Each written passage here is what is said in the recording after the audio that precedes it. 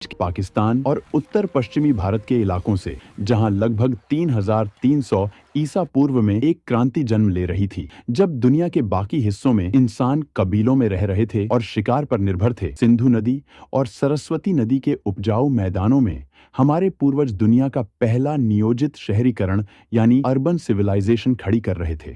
यह सभ्यता 10 लाख वर्ग किलोमीटर से भी ज्यादा इलाके में फैली थी, जो उस समय के मिस्र और मेसोपोटामिया की सभ्यताओं को अगर मिला दिया जाए तो उससे भी बड़ी थी।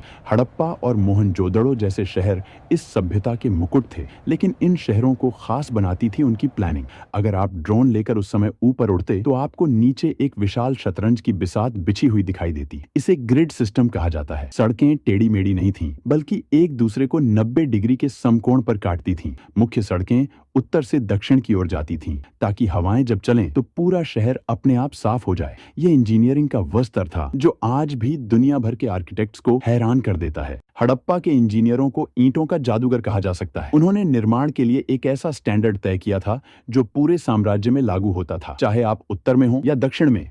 हर जगह ईंटों का अनुपात बिल्कुल एक जैसा था। यह समानता इस बात का सबसे बड़ा सबूत है कि 5000 साल पहले भी एक मजबूत केंद्रीय प्रशासन था जो इन मानकों को सख्ती से लागू करता था। घरों की बनावट भी कमाल की थी। मुख्य सड़क पर होने वाले शोर और धूल से बचने के लिए घरों के दरवाजे मुख्य सड़क की बजाय पीछे की गलियों में खुलते थे। लगभग हर घर में एक आंगन था, रसोई थी और सबसे चौंकाने वाली बात, एक निजी स्नानागार और टॉयलेट था। दीवारें इतनी मोटी बनाई जाती थीं कि गर्मियों में भी घर के अंदर ठंडक बनी रहे। यह वास्तुकला की वो समझ थी जो बताती है कि वे आराम और विज्ञान दोनों को महत्व देते थे। मोहनजोदड़ो के खंडहरों के बीचों बीच एक संरचना ऐसी है जो आज भी हमें विस्मित करती है, द ग्रेट बाथ या विशाल स्नानागार। यह लगभग 39 फीट लंबा और 23 फीट चौड़ा है। फीट चौड़ा एक जलकुंड था। इसकी इंजीनियरिंग बेमिसाल है। पानी रिसकर बाहर न जाए, इसके लिए ईंटों को जमाने में जिप्सम के गारे का इस्तेमाल किया गया और उसके ऊपर बिटुमेन यानी प्राकृतिक तारकोल की एक मोटी परत चढ़ाई गई।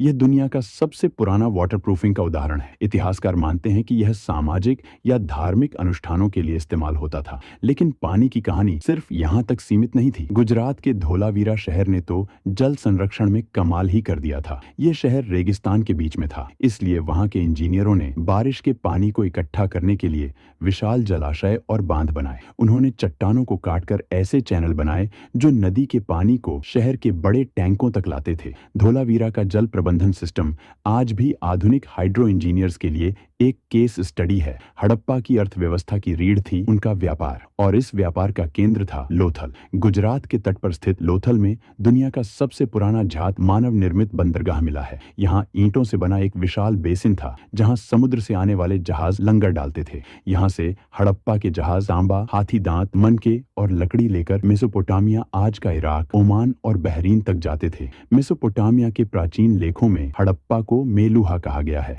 सुदूर देशों में मिली हड़प्पा की मोहरें इस बात का सबूत हैं कि उनका व्यापारिक नेटवर्क कितना विशाल था। वे वजन तौलने के लिए पत्थर के बांटों का इस्तेमाल करते थे, लेकिन इस सभ्यता का सबसे बड़ा रहस्य आज भी हमें चुनौती दे रहा है, उनकी लिपि। हड़प्पा के लोगों ने हजारों मोहरों पर, बर्तनों पर और तांबे की प्लेटों पर कुछ लिखा है। लगभग 400 से ज्यादा अलग अलग अक्षर मिले हैं। धोलावीरा में एक बड़ा साइन बोर्ड मिला है जिस पर 10 बड़े अक्षर लिखे हैं। शायद यह दुनिया का पहला बिलबोर्ड था, लेकिन 100 साल की कोशिशों के बाद भी हम इसे पढ़ नहीं पाए हैं। हम नहीं जानते कि वे कौन सी भाषा बोलते थे। जिस दिन यह लिपि डिकोड हो जाएगी, उस दिन इतिहास दोबारा लिखा जाएगा। धर्म की बात करें तो वे प्रकृति पूजक थे। सबसे दिलचस्प है पशुपति सील, जिसमें एक व्यक्ति योग मुद्रा में बैठा है और जानवरों से घिरा है। कई विद्वान इसे भगवान शिव का प्रारंभिक रूप मानते हैं। स्वास्तिक का चिन्ह, पीपल की पूजा और मांग में सिंदूर, ये सब हमें विरासत में वहीं से मिले हैं। इतनी महान, इतनी विकसित सभ्यता जो लगभग 1000 सालों तक शान से खड़ी रही,